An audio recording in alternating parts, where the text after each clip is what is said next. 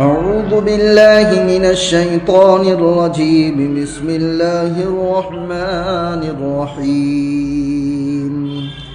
يسبح لله ما في السماوات وما في الأرض الملك القدوس العزيز الحكيم. هو الذي بعث في الأميين رسولا منهم يتلو عليهم آياته ويزكيهم ويعلمهم الكتاب والحكمة وإن كانوا من قبل لفي ضلال مبين. وآخرين منهم لما يلحقوا بهم وهو العزيز الحكيم.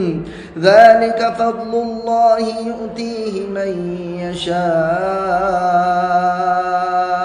والله ذو الفضل العظيم.